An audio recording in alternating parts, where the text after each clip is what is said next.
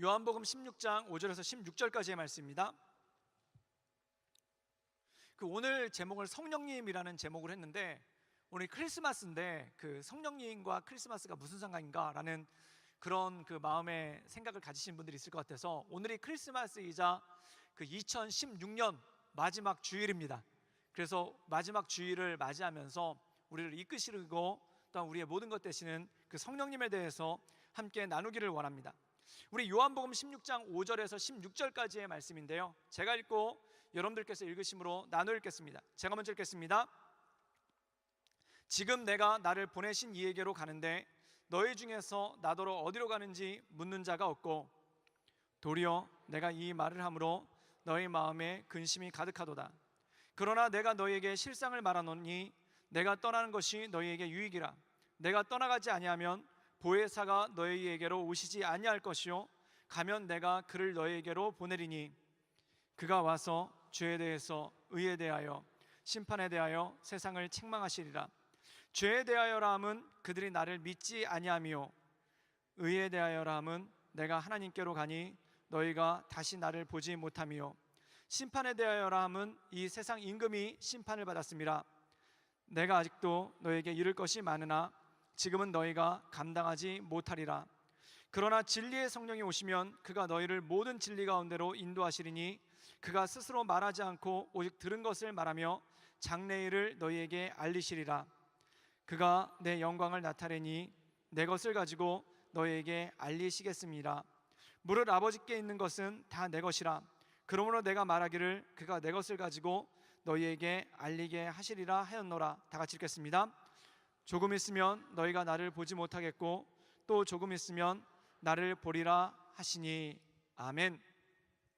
세계 2차 세계대전 때 영국과 독일이 서로 공중에서 공방전을 벌였습니다. 그래서 유명한 전투가 몇 가지가 있는데, 독수리의 날이라고 해서 약 2천여 대의 독일군 전투기와 그 다음에 약 700여 대의 영국군 전투기가 3일간에 걸쳐서 공중전을 벌였던 그러한 일들이 있었죠. 그런데 거기서부터 약간 전세가 역전이 됐어요. 그래서 독일 공군이 참패를 하고, 옛날에는 독일 공군이 영국을 폭격을 했는데 그 전쟁에서 지고 난 다음에 오히려 반대로 영국 공군이 미군과 함께 독일을 폭격하는 그런 일이 있었죠. 그런데 그때 참전했던 미국 비행기 중에 플라잉 포트리스라는 폭격기가 있습니다.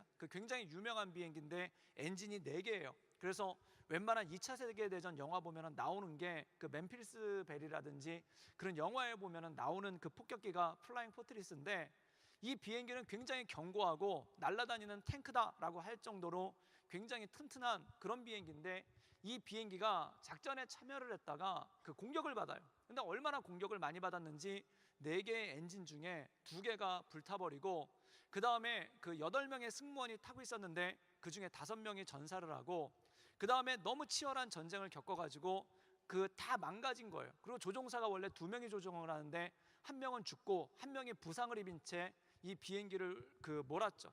그리고 기관총이 8개가 배치되어 있는데 총알이 한 발도 남지 않았다고 그래요. 근데 더 나쁜 게 뭐냐면은 컴파스, 나침반을 잃어버려서 방향을 알지 못한 채 연료도 얼마 없는데, 이 비행기가 영국 해협을 건너서 영국으로 돌아가야 되는데 오히려 이탈리아 쪽으로, 지중해 쪽으로 방향을 잡지를 못해서 가고 있었다는 겁니다. 오히려 적진으로 깊이 들어가고 있는 거죠.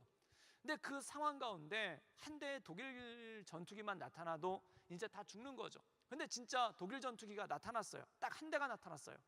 근데 그 비행기가 다가오는 걸 보고 공격을 하려고 하는데 총알이 한 발도 없는 거예요. 그래서 이제 우린 다 죽었구나 그렇게 생각을 하고 있는데, 이 전투기가 멀리서부터 다가오더니 갑자기 옆을 몇 바퀴를 돌다가 옆에 붙더라는 거예요. 그러더니 전투기에 있는 조종사가, 독일군 전투기에 있는 조종사가 미국 폭격기에 있는 조종사랑 얼굴이 마주칠 정도로 가까이 오더니 자기를 따라오라는 수신호를 계속 보내는 거예요. 그래가지고 자기를 따라오라는 수신호를 보고 이 독일 전투기를 따라서 이 미국 폭격기가 따라갑니다. 그랬더니 놀랍게도 독일 전투기가 어디로 인도를 해줬냐면은 영국 해협 쪽으로, 도버 해협 쪽으로 인도를 해줘가지고, 그러고 나서 돌아가가지고 이 미국 전투기가 간신히 돌아오게 됐어요. 그래서 살아남았죠.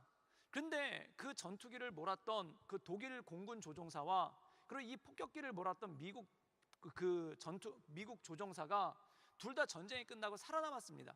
그리고 이 미국 조종사가 자기를 살려준 그 독일 조종사를 찾으려고 50년 동안 수소문을 하다가 결국 만나요.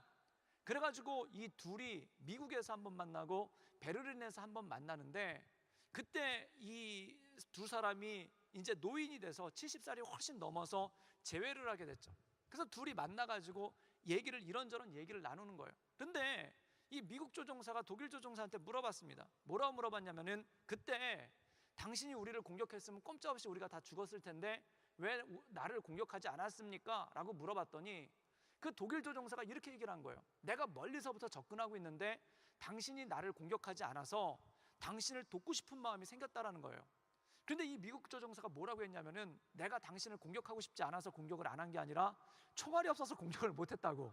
그랬더니 이 독일 조종사가 뭐라고 얘기하냐면, 그때 만약에 총알 한 발이라도 날라왔으면은 나도 같이 공격을 했을 텐데 당신이 공격을 안 하길래 나도 공격할 마음이 사라지고 당신을 돕고 싶어서 결국 도와주게 됐노라고 그렇게 얘기를 했어요. 그런데 그 미국 폭격기에 있었던 조종사가 나중에 죽기 전에 그 회고록을 써요. 그런데 그 회고록에 뭐라고 얘기했었냐면은, 나는 우리 비행기에 총알이 다 떨어졌을 때 이제 죽었다라고 생각했다. 그리고 총알이 한 발도 남지 않았을 때 그 독일 전투기가 다가오는 것을 보면서 이제 정말 끝장났다라고 생각했다. 그런데 나는 깜짝 놀랐다.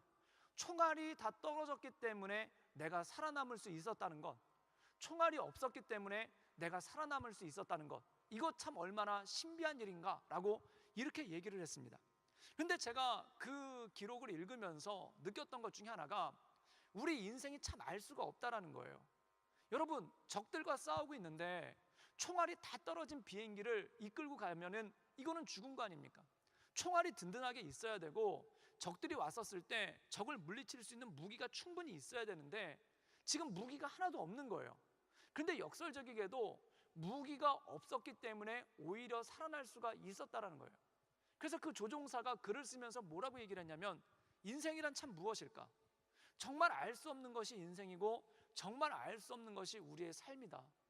갖췄다고 해서, 모든 걸 갖추고 모든 것이 준비되었다고 해서 잘 되는 것도 아니고, 또한 모든 것이 준비되지 않았다고 해서 안 되는 것도 아니고, 그리고 오히려 나에게 해가 될 거라고 생각했던 것이 나를 살리기도 하고, 또한 나를 살릴 거라고 생각했던 것이 나를 죽이기도 하는 이 알 수 없는 세상 가운데 어떻게 살 것인가. 그래서 그가 뭐라고 얘기했냐면은, 그렇습니다 주님, 우리의 삶을 인도하시는 것은 오직 주님밖에 없습니다. 그리고 그 밑에다가 뭐를 인용했냐면 솔로몬의 시편을 인용했어요. 계획은 인간에게 있으나 이루시는 분은 하나님이다. 즉 모든 것이 하나님께 달려있는 것을 볼 수가 있다라고 그렇게 얘기를 한 것이죠.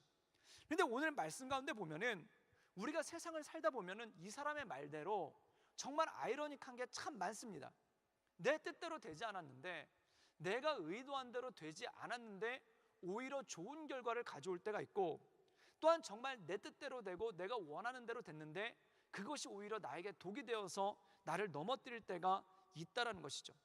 오늘 말씀 가운데 보면은 예수님께서 제자들에게 예수님께서 제자들을 떠날 것에 대해서 말씀하고 있습니다. 그러면서 뭐라고 말씀하시냐면은, 내가 떠나는 것이 오히려 너희에게 유익이라 라고 말씀하고 있습니다. 제자들 입장에서는 이해할 수가 없는 거예요. 예수님이 함께 계신 게 우리에게 유익이지 왜 예수님이 떠나시는 게 우리에게 유익인가? 또한 예수님이 뭐라고 말씀하시냐면은, 내가 십자가에서 죽는 것이 너희에게 유익이라 라고 말씀합니다. 그럼 예수님은 이해할 수가 없는 거예요.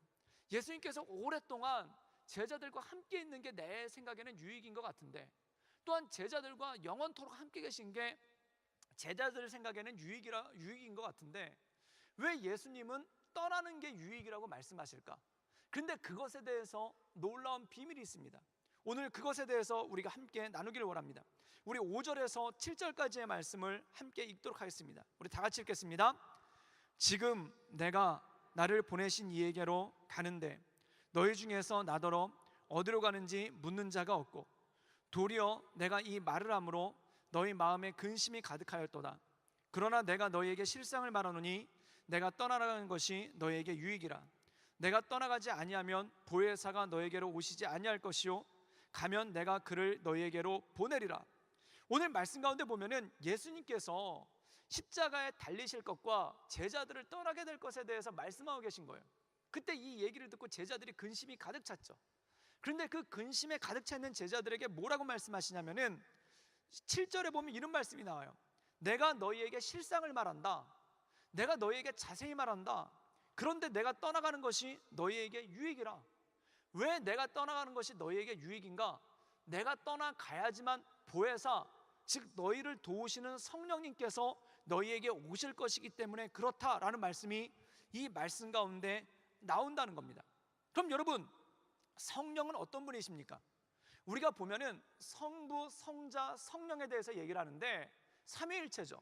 근데 이 삼위일체에 대한 자세한 것들은 그 제자반을 하면서 알려드리도록 하겠습니다. 궁금하신 분들은 신청하세요. 그리고 수요일 날 오시면 돼요. 그런데 이 성부 하나님에 대해서 얘기할 때 창조자 하나님이십니다. 이 세상을 창조하신 분, 나를 창조하신 주관자를 하나님이라고 그래요. 그럼 예수님은 뭐라고 부르냐면 구원자 예수님, 우리를 구원하신 분, 십자가의 공로를 통해서 우리를 구원하신 분이 바로 예수님이라는 거예요.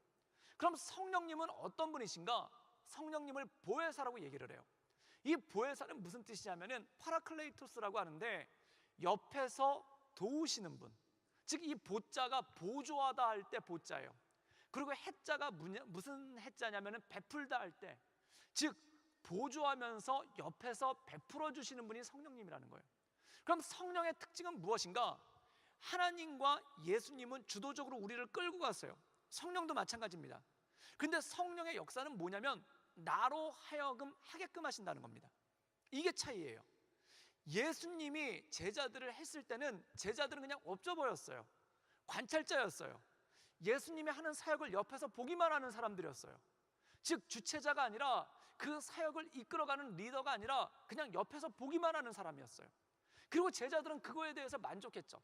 예수님께서 기적을 일으키시는 것을 보기도 하고 또한 예수님께서 놀라운 역사를 일으키는 것을 보는 걸로 만족을 했죠. 그런데 지금 예수님께서는 너희들이 보는 것, 관찰자로서 끝나는 것이 아니라 성령님께서 오시면은 너희가 관찰자가 아니라 이 모든 것을 행하는 미니스터가 된다는 거예요. 즉 예수님처럼 이 모든 사역을 감당할 수 있는 그러한 이들이 된다는 거예요. 그런데 제자들 마음 가운데는 관찰자로서 그동안 옆에서 예수님이 하는 사역을 보기만 하는 것만으로도 만족했는데 네가 직접 해야 된다, 네가 그것을 해야 된다라는 그것이 두려운 거예요. 그런데 예수님께서 뭐라고 얘기하냐면은 내가 너희들 옆에 있으면 너희는 관찰자에 불과하나 이제 내가 떠나고 성령께서 오시면은 성령께서 너희를 주관하셔서 너희가 사역자가 된다는 것입니다. 여러분, 관찰자에서 사역자로 바뀌는 것, 다시 말해서 제자에서 사도로 바뀌는 것입니다. 그런데 이 바뀌는 과정에 관해서 힘든 거예요. 어려운 거예요. 왜 그렇습니까? 아직까지 해보지 않았기 때문에 그래요. 제가 베트남에 있으면서 제 사무실이 옆에 큰 유리가 있었어요. 그래가지고 옆에 큰 이제 창이 있었죠. 그리고 그 옆에 발코니가 있었어요. 그런데 창에서 이 나오는 빛이 어마어마해요. 그 베트남이 얼마나 뜨겁냐면은 그 호주도 햇빛이 뜨겁지만 베트남 햇빛은 얼마나 뜨겁냐면은 구두를 신고 걷잖아요. 그럼 나중에 보면은 구두 밑창이 녹아 있어요. 바닥이 엄청나게 뜨거워요. 그리고 여름에 온도가 높을 때는 40도, 그 다음에 겨울에 가장 추울 때 온도가 27도예요. 새벽에. 그리고 낮 기온은 똑같아요. 엄청나게 더워요. 그런데 거기 옆에 큰 창문이 있으니까 너무 제 사무실에서 제가 이렇게 잊고 있더라고요. 그래서 그때 그 저희 집사님들한테 부탁을 해가지고 그 옆에다가 그 창문 밖에다 뭘 심었냐면 대나무를 심었어요. 대나무가 잘 자라기도 하고, 근데 대나무가 되게 얄미운 애들이더라고요. 보니까 진짜 뜨겁잖아요. 그럼 대나무도 잎을 접어버려요. 그래가지고 빛이 그대로 들어와요.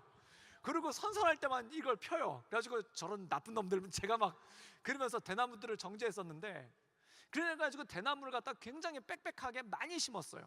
그러니까 제 사무실 앞에 유리창이 작은 대나무 숲이 된 겁니다. 근데 작은 대나무 숲이 되니까 거기가 우거져 있으니까 제가 깜짝 놀랄 만한 일을 봤는데 새 두 마리가 거기 오더니 이제 신혼새들인가 봐요. 걔네들이 나뭇가지를 막 물고 오는 거예요. 그래가지고 나뭇가지를 물고 와가지고 집을 짓는데 이 대나무 숲, 그러니까 밖에서 보면 대나무 숲 안쪽이죠. 근데 그 대나무 숲 안쪽이니까 제 창문이랑 딱 다 있는 거예요. 그래서 무슨 아쿠아리움에서 물고기 노는 거 보듯이 거기서 제가 이렇게 물고기들 그 새들이 집 짓는 걸 그대로 봤어요. 가지고 이렇게 보는데 진짜 집을 거의 한 3일에 걸쳐서 짓는 거예요. 막 지푸라기를 모아오고 그 다음에 그걸 모아와서 그걸 그래가지고 제가 그게 너무 신기해가지고 걔네들 집 짓는 거를 갖다 계속 봤어요.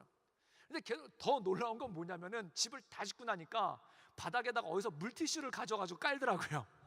그 튼튼하게. 그래서 쟤네들도 문명을 쓰는구나.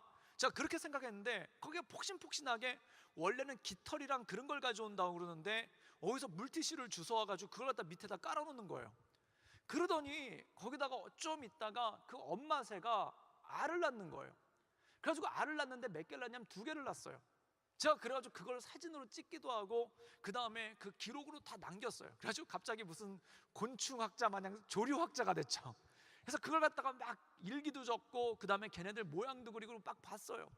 그래서 이렇게 새들을 보고 있는데 조금 있다가 이제 그 알을 낳고 엄마는 거기서 품고 아빠가 계속해서 물어오더라고요. 그래서 그 아빠를 보면서 참 아빠는 누구나 다 힘들구나 그 생각을 했죠. 그러다가 좀 있다가 이 새끼들이 부화를 한 거예요. 정말 그 새빨갛게 그 꿈틀꿈틀거리는 새 2마리가 부화를 하고 그 다음부터는 이 엄마 새랑 아빠 새가 부지런히 막 먹이는 거예요. 그때부터 제가 새들도 맞벌이를 하는구나 그걸 알았어요. 부지런히 막 먹이는데 이 막 먹이기 시작하다 보니까 둘이 같이 크는데 이 형제인지 자매인지는 모르겠는데 이 2애들이 같이 크는데 하나가 조금 더 커요. 하나가 조금 더 크고 하나는 좀 작아요. 그런데 얘네들이 크다 보니까 이제 둥지가 맞지를 않는 거예요. 둥지가 맞지가 않으니까 둘이 있기가 좁으니까 큰 애가 작은 애를 갖다 자꾸 핍박을 해요. 막 쪼아요. 엄마 있을 땐 안 그러다가 엄마 없으면 계속 쪼아요. 그래가지고 하도 쪼다가 나중에는 막 이렇게 밖으로 밀어내는 거예요. 그래가지고 밖으로 밀어내는데 뭐 난리가 났죠. 그래서 제가 이렇게 보고 있으면서 야 얘네들 사이에서도 이런 게 있구나 라고 하는데 밖으로 자꾸 밀어내더니 결국 작은 애가 밖으로 밀려났어요. 그래가지고 바깥에 있는 대나무 가지에서 되게 구슬프게 울고 있는 거예요. 그런데 더 놀라운 게 뭐냐면 저는 엄마 새나 아빠 새가 오면은 그 쫓아낸 새 이렇게 꿀밤을 때리고 쫓아낸 애를 이렇게 다시 집어넣을 줄 알았어요. 근데 안 넣어요. 먹이만 주는 거예요. 그러다가 어떤 일이 생겼냐면은 밖에 나가 있던 새가 가만히 있다가 날갯짓을 하기 시작하는 거예요. 그래서 날개를 계속 펴요. 그러더니 얼마 안 있더니 그 밖으로 쫓겨난 새가 하늘을 향해서 날아버리더라고요. 그리고 어디론가 가버렸어요. 근데 문제는 혼자 남은 애예요. 얘는 그 안에서 진짜 먹기만 해요. 계속 몸이 크는데 계속 그 안에서 먹기만 하고 날개를 피지를 않는 거예요. 그래가지고 나중에는 그 몸이 정말 엄마만하게 커졌어요. 그런데도 날지를 않아요. 그런데 그 다음날 제가 놀라운 일을 봤습니다. 그게 뭐냐면은 엄마 아빠가 갑자기 오더니 먹이를 가지고 오는 게 아니라 그 집 있잖아요, 둥지. 자기들이 정성스럽게 만들었던 그 둥지를 부시는 거예요. 그러니까 이 혼자 남아있던 그 뚱뚱한 애가, 그 혼자 남아있던 걔가, 등치 좋은 애가 막 우는 거예요. 막 꽥꽥거리고 막 울어요. 정말 구슬프게 울어요. 그런데 그걸 갖다 다 없애버리고 엄마 새랑 아빠 새랑 어디론가 날아가 버리는 거예요. 그러니까 얘는 혼자 남아가지고 울죠. 거기서 혼자 남아서 한참 울다가 그 다음날 봤더니 얘가 그제서야 비로소 날개를 피는 거예요. 한참 운 다음에 그 다음에 날개를 피고 그리고 얘도 날아가 버리는 거예요. 제가 그걸 보면서 이런 생각을 했습니다. 과연 저 엄마가 아빠가 그 집을 부셨을 때 저 새는 어떤 생각을 했을까? 생각이 없었겠죠. 그런데 확실한 건 슬펐을 거예요. 도대체 나한테 왜 이러나, 엄마 아빠가 나한테 왜 이러나 싶었을 거예요. 또 하나, 그 안에 있었던 다른 새를 쫓아냈었을 때 나는 이겼다라고 생각했을 거예요. 그런데 제가 거기서 알 수 없는 것을 많이 보았습니다. 이겼다고 해서 이긴 게 아니고 졌다고 해서 진 게 아니에요. 그리고 괴롭힌다고 해서 괴롭힘이 아니고 보호한다고 해서 보호함이 아니더라고요. 그 안에 이 새를 날게끔 하기 위해서 오히려 진 새는 더 빨리 날랐어요. 그런데 이긴 새는 오히려 더 늦게 날르는 거예요. 더 힘들게 나르는 거예요. 그럼 진짜 이긴 건 누굴까? 그리고 그 집에서 엄마가 집을 부시는 걸 보면서 제가 느낀 게 과연 환난과 격려의 차이는 무엇일까? 이 큰 새가, 이 등치 큰 애가 거기서 구슬프게 울고 있는데 진짜 이 눈물의 의미는 뭘까? 여러분, 그 둥지를 부시지 않고 그냥 두면요, 얘는 몸뚱이만 계속 커지는 거예요. 그리고 날갯짓을 못했기 때문에 결국 그 안에서 날지 못하는 새, 닭처럼 있다가 그렇게 죽어버리는 거예요. 사랑하는 여러분, 때로 안락한 삶은 우리로 하여금 날개를 잃어버릴 때가 있습니다. 안락한 삶이, 편안한 삶이, 아무 일도 일어나지 않는 삶이 나에게 날개가 있는 거예요. 늘 잘 풀려요. 경쟁에서도 이겨요. 편안한 집을 내가 다 독차지하고 있어요. 잘 돼요. 술술 잘 풀려요. 근데 그게 진짜 잘 풀리는 거겠습니까? 어느 순간 내 일은 잘 풀리고 있는데, 내 삶은 잘 되고 있는데, 새로서 가져야 될 가장 중요한 본질, 날개를 잃어버리고 있는 거라는 것입니다. 그때 알았어요. 잘 된다고 잘 되는 것이 아니고, 좋다고 좋은 것이 아니고, 고난이라고 힘든 것이 아니고, 이 모든 것이 복합되어져서 이 새로 하여금 날아오르게끔 만드는 것입니다. 사랑하는 여러분, 우리의 삶도 마찬가지입니다. 편안하다고 해서 다 좋은 게 아니에요.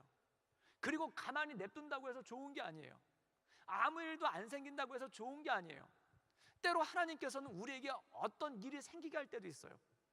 내가 울부짖은 만큼 힘든 일이 있을 때도 있고, 내 삶의 터전이 허물어가는 것 같은 그러한 느낌을 받을 때가 있고, 또한 경쟁에서 져서 밀려날 때도 있어요.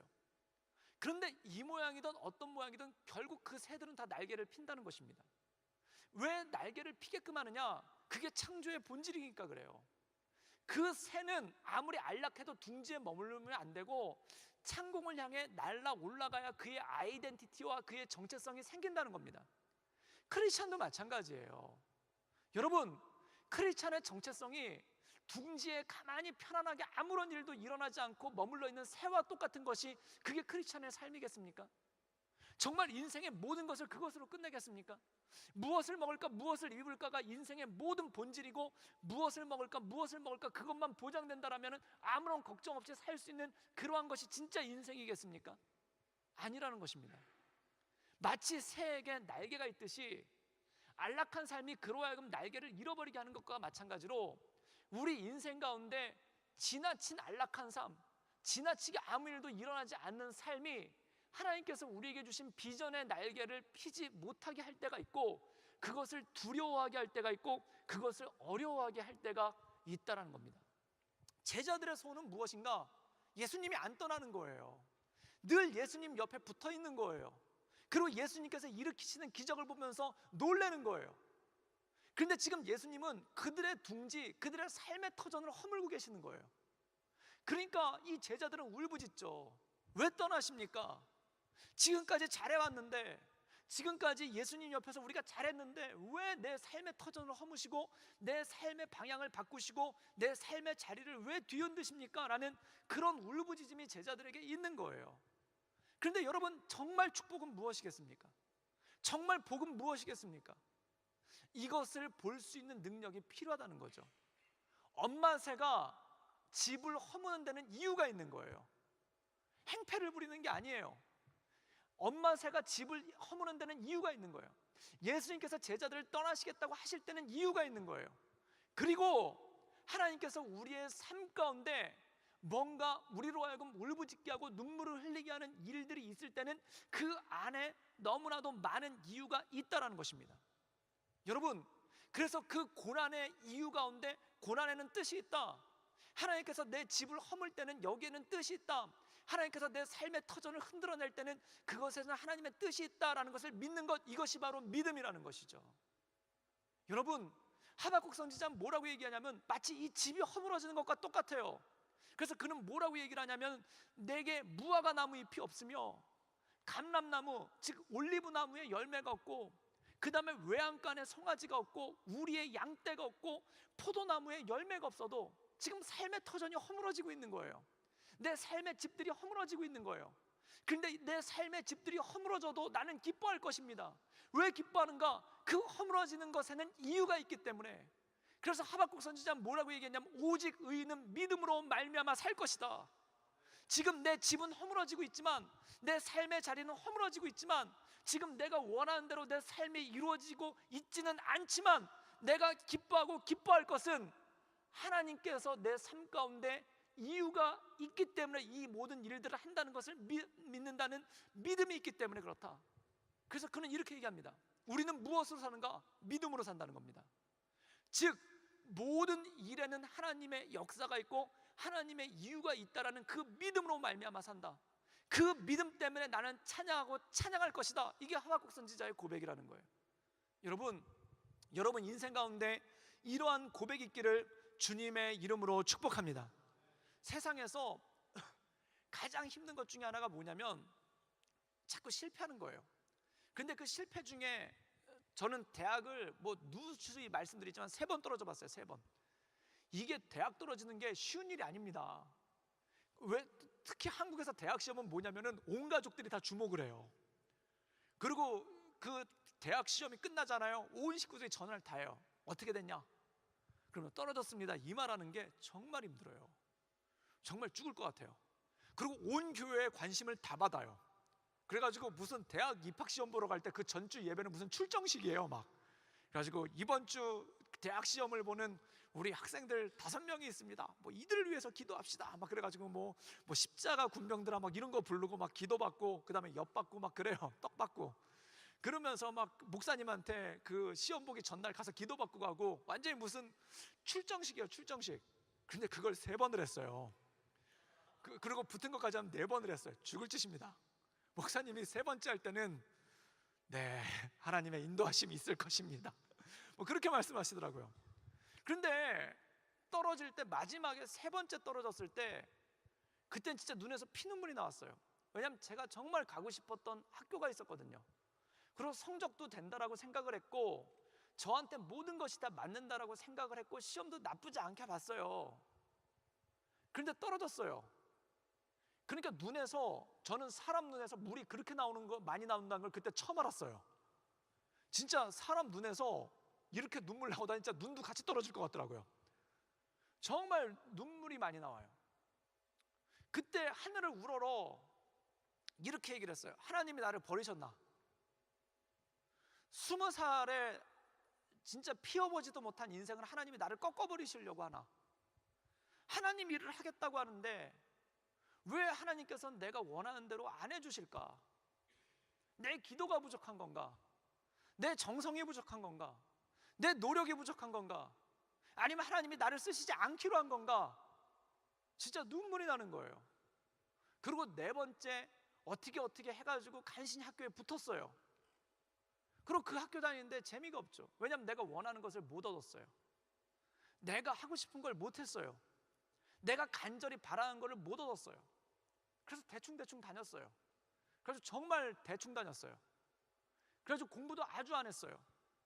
그래서 그 첫 학점으로 받은 게 뭐냐면은 이렇게 CD가 쭉 나와요. 그리고 CD인데 F를 하나 맞았는데 그건 교수님한테 가가지고 교수님 저 F인데요 그랬더니 그래 D로 해줄게 그랬어요. 왜냐면 우리 다시는 보지 말자 그 의미더라고요. F를 마시면 페일이니까 재수강을 해야 되잖아요. 그 성적 가지고 왔어요. 그런데 학교가 다니기가 싫으니까 막 이렇게 숲을 헤매면서 다녔죠. 학교 뒷뜰을 갔다가 이렇게 교정을 거리면서 다녔죠. 그때 어떤 선배 하나를 만나요. 그 선배는 누구였냐면은 그 학교를 되게 사랑하는 사람이에요. 저는 학교를 되게 안 사랑하는 사람인데 그 사람은 학교를 되게 사랑하는 사람이에요. 그런데 이분이 군대 갔다가 휴가를 받아서 학교를 온 거예요. 전 대단한 사람이라고 생각합니다.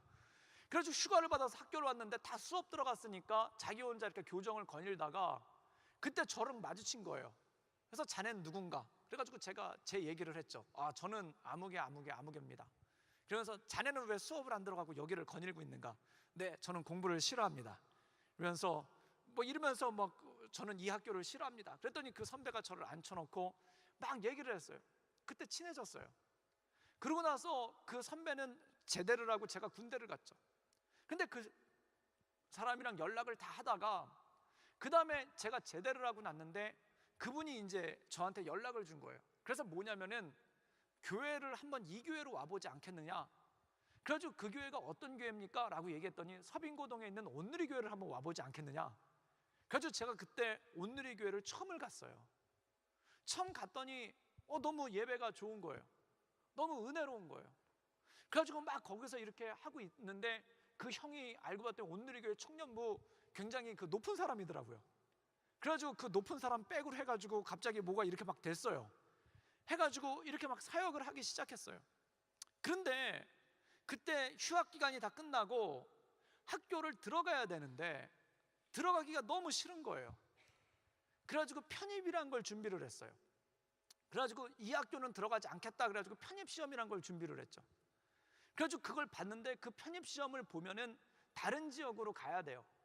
그래서 온누리 교회를 더 다닐 수가 없었죠. 그래도 학교 가는 것보다는 그게 더 낫겠다 싶어가지고 그 지역 편입시험을 본 거예요. 그래가지고 굉장히 열심히 공부를 해가지고 시험을 봤어요.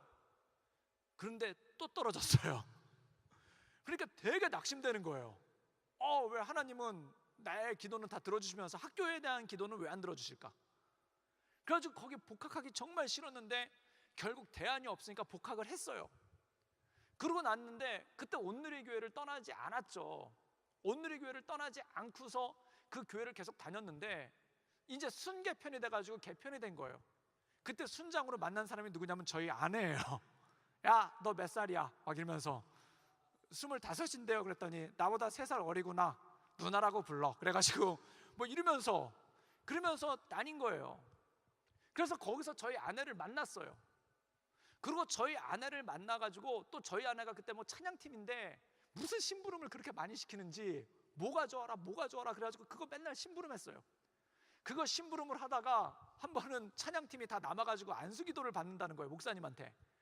그래가지고 그때 목사님한테 안수기도를 받았는데 그때 저를 안수기도 해줬던 목사님이 누구냐면은 라준성 목사님이었어요. 그래가지고 목사님이 저한테 안수기도를 하면서 자넨 누군가? 그래가지고 그때 뭐 저는 아무개입니다 막 이러면서 그러면서 그때 처음에 만나가지고 다 그때 시작이 된 거예요. 그리고 그때 저를 인도해줬던 그 형은 어디로 온가 없어졌어요. 근데 지금 와서 가만히 생각을 해보니까 정말 내가 원하던 대학에 붙었다면 지금 나는 어떤 인생을 살고 있었을까? 아마 그런데 확실한 건 이거예요. 내가 원하던 대학을 갔었으면은 교단이 달라가지고 아마 온누리 교회를 갈 일도 없었을 테고 저희 아내를 만났을 일도 없었을 테고 제 평생의 멘토와 스승으로 삼고 계신 목사님을 만났을 일도 없었을 거예요. 그런데 참 인도하심이 놀랍더라는 거예요. 그 인도하심이 놀랍더라는 거예요.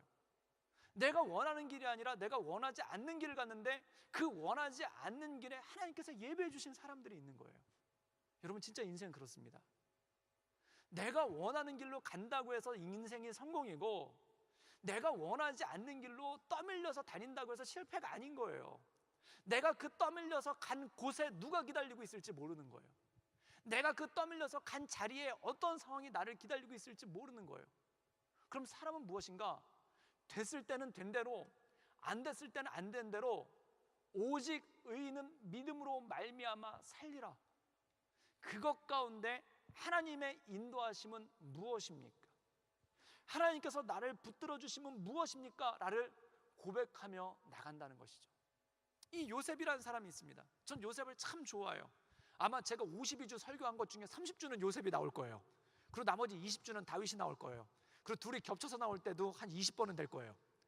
근데 요셉은요, 아버지 집에 있었을 때는 편안했어요. 채색 옷 입고 다녔어요.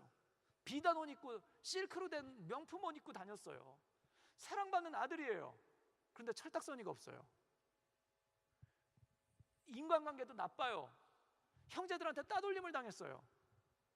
그리고 사회성도 안 좋아요.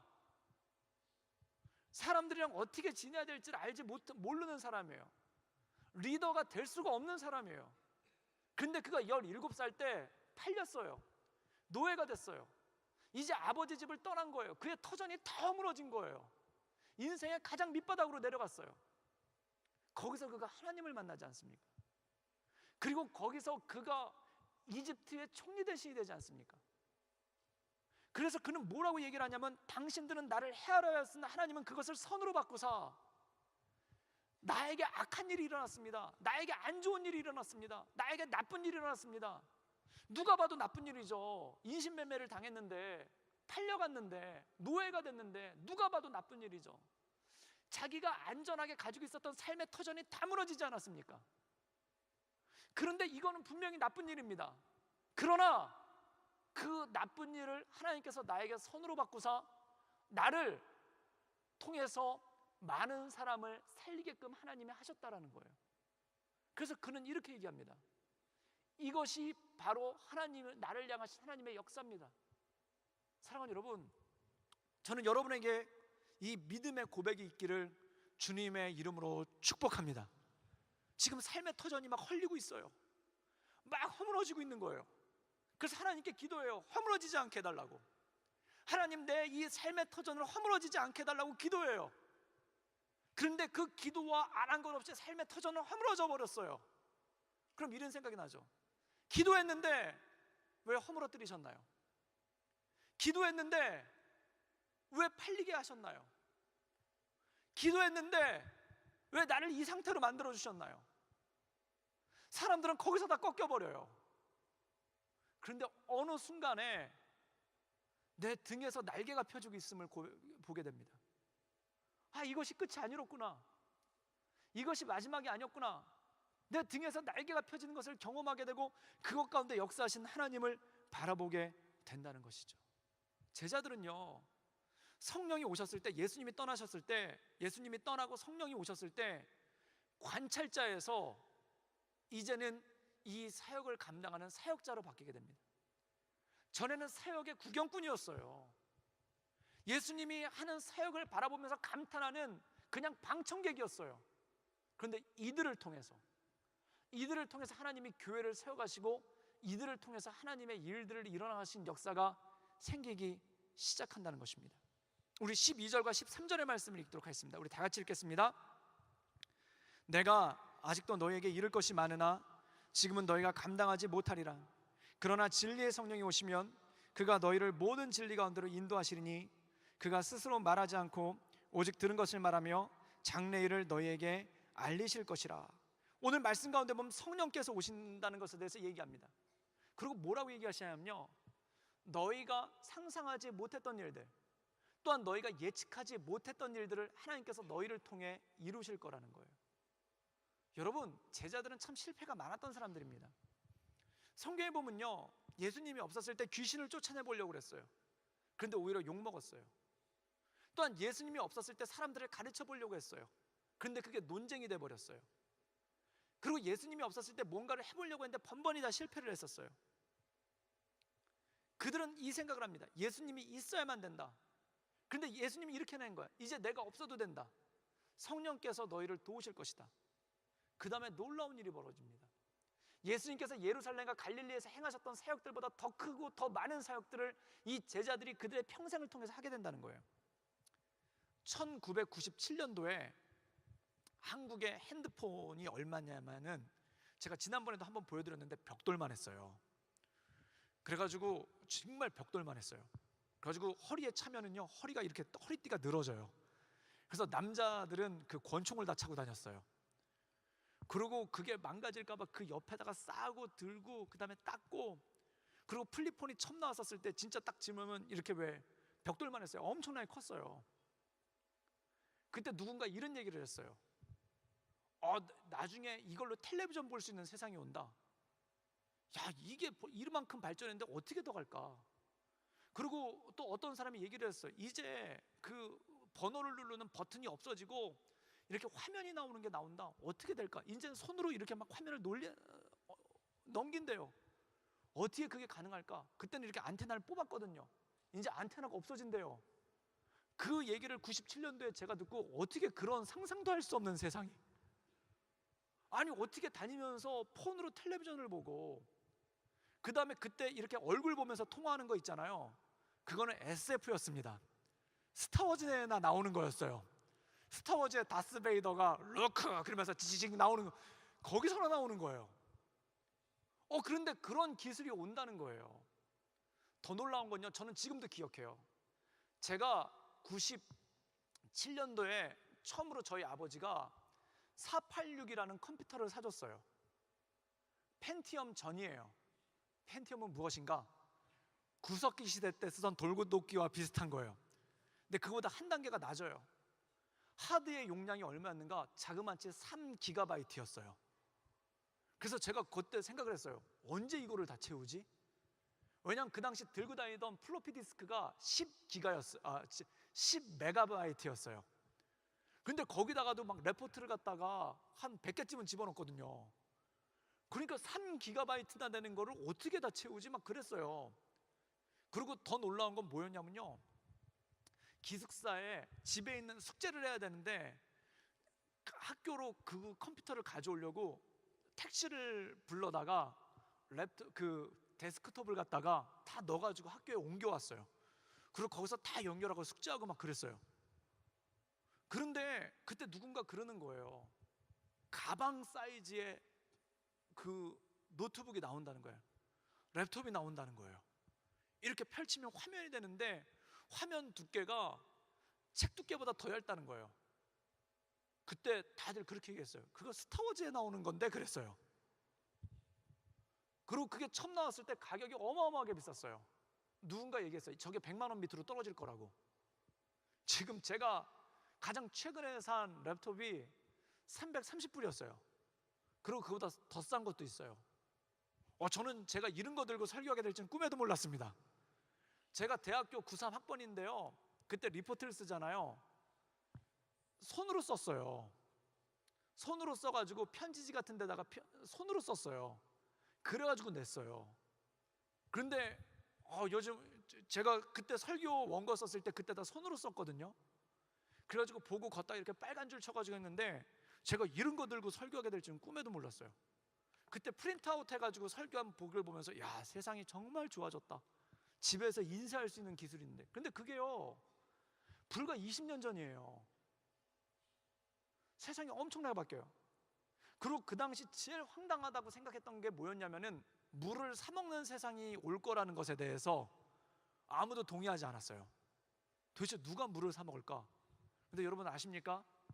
마운틴 플랭클린 같은 물은 휘발유보다 더 비싸요. 페트롤보다 더 비싸요. 그런 세상을 살고 있어요. 여러분, 세상에는 내가 상상도 하지 못했던 일들이 계속 벌어지고 있어요. 앞으로 10년 후에는 내가 상상도 하지 못했던 어떤 일이 생길지 몰라요. 과학기술 발전이 그래요. 지금이야 하도 쓰는 거니까 아이폰이 당연한 거지. 아이폰 처음 나왔을 때요, 제가 온누리교에 있었을 때 아이폰이 처음 나왔는데 그때 150명 되는 목사님 중에 딱 한 명이 아이폰을 썼어요. 모든 목사님들이 그 옆에서 우와 막 그랬어요. 그것도 한번 해보세요. 그랬더니 막 이러는 거예요. 우와 막 그랬어요. 그리고 어떤 목사님은 감히 예측됐어요. 이건 망한다고. 왜냐하면 전화를 걸어야 되는데 버튼 누르기가 힘들어가지고 이건 망한다고 예언했던 목사님이 있어요. 그분 어디서 뭐 하시나 모르겠어요. 그런데요, 앞으로 펼쳐질 생활에 대해서 앞으로 5년 후에 어떠한 신기한 기계가 나올지도 알지를 못합니다. 세상은요, 내가 상상하는 것 이상이에요. 내가 상상하는 걸 뛰어넘어요. 그럼 여러분, 하물며 기계가 발전하는 속도도 그런데 내 삶이 대해서 어떻게 단언하시겠습니까? 내 삶은 5년 후에 이럴 것이다. 내 삶은 앞으로 이럴 것이다. 어떻게 단언하시겠습니까? 제일 중요한 건 이거예요. 이 아이폰이라는 것이 어떻게 발전할지 모르는 것과 마찬가지로 내 삶이 어느 방향을 향해서 나갈지 모른다는 거예요. 나는 나의 갈 길을 몰라요. 지금 현재 내 삶의 터전이 허물어지고 있고 지금 모든 게 다 꼬이고 있는데 이게 내 삶 가운데 나를 잘못되게 만들고 있다라고 어떻게 단언하시겠습니까? 지금 내가 맨날 떨어지고 있고요, 지지리도 안 되고 있고요, 모든 것이 다 꼬이고 모든 것이 다 엉키고 있는데 지금 이것이 내 인생을 절망 가운데로 이끌 것이다라고 어떻게 단언할 수 있겠습니까? 여러분, 인생은 정말 모르는 겁니다.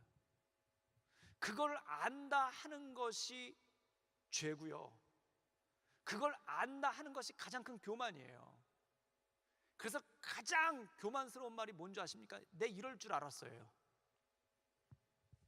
내 이럴 줄 알았어. 아니, 이럴 줄 알았으면 하질 말지. 이럴 줄 알았는데 왜 하셨어요? 이럴 줄 몰랐으니까 그런 거예요. 사랑하는 여러분, 마음이 계속 좁아져요. 마치 눈이 닫히는 것처럼, 마치 창이 작아지는 것처럼 세상을 보고 내 삶을 바라보는 것이 계속 좁아져요. 그리고 딱 단언을 해요. 나는 여기까지다. 나는 여기까지다. 내 삶은 여기까지다. 내 삶은 여기서 더 이상의 돌파구가 없다. 여기에 취업을 했어야 되는데 취업하지 못했기 때문에 내 인생은 여기까지다. 이 학교에 들어갔어야 되는데 이 학교에 들어가지 못했기 때문에 내 인생은 여기까지다. 이걸 했어야 되는데 그걸 못했기 때문에 내 인생은 여기까지다. 여기에 남았어야 되는데 거기서 남지 못했기 때문에 내 인생은 여기까지다. 이렇게 단언하는 것만큼 엄청난 교만이 어디 있습니까? 그것을 단언하는 만큼 엄청난 불신앙이 어디 있습니까? 사랑하는 여러분, 절망한다는 것은 불신앙의 극치예요. 내 인생은 여기까지다 라고 얘기하는 것은 불신앙의 극치예요. 우리는 세상이 어떻게 돌아갈지 알지 못합니다. 더불어 내 인생 가운데 어떤 일이 펼쳐질지 알지 못합니다. 2016년도에 이랬기 때문에 2017년도도 이럴 것이다 라는 건 역시 가장 큰 교만이라는 것입니다. 사단의 전략은요, 계속 좁게 만들어요. 계속 좁혀요. 비전이란 뭡니까? 우리가 비전 얘기할 때 그 비전은 보는 거 아닙니까? 하나님께서 우리에게 비전을 주신다 할 땐 보게 하신다는 거예요. 알게 하신다는 거예요. 상상하게 하신다는 거예요. 생각하게 하신다는 거예요. 꿈꾸게 하신다는 거예요. 그런데 마귀는요, 앞을 안 보이게 만들어요. 다 가려버려요. 다 가려보여서 아무것도 안 보이게 만들어요. 그래서 이런 확신을 줘요. 2016년도에도 연애를 못했기 때문에 2017년도에도 연애를 못할 것이다. 근거 없는 확신이 있어요. 막 그렇게 얘기를 해요. 2016년도에 내 인생이 별 볼 일 없었기 때문에 2017년도도 별 볼 일 없을 것이다. 그걸 그냥 고정을 해버린다는 겁니다. 사랑하는 여러분, 그것은 불신앙입니다. 하나님은 나보다 크세요. 하나님은 나를 어떻게 이끌어 가실지 몰라요. 그 하나님께 내 모든 것을 맡기고 내어 드리고 가는 것이 믿음이라는 겁니다. 이제 2016년도는 그 막이 내려가고 있습니다. 아마 2016년도에 여러 가지 일들이 있었을 거예요. 그러나 새로운 2017년도, 하나님께서 주시는 그 새해를 받아보며 다시 꿈꿀 수 있기를 주님의 이름으로 축복합니다. 하나님께서 주신 가장 큰 선물 중에 하나가 뭐냐면 아침이에요. 날마다 다시. 그리고 하나님께서 주신 가장 큰 은사 중에 하나가 뭐냐면 해가 바뀌는 거예요. 1월 달이에요. 매해 다시, 또다시, 또다시. 그리고 그걸 통해서 우리에게 한 스텝 한 스텝 올라갈 수 있는 길들과 힘을 주시는 것이죠. 사랑하는 여러분, 이 세상은 절망에 대해서 얘기를 합니다.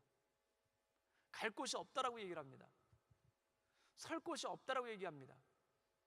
그리고 미래학자들이 다 계산을 해줘요. 요렇게 되니까 요거라고 그래요.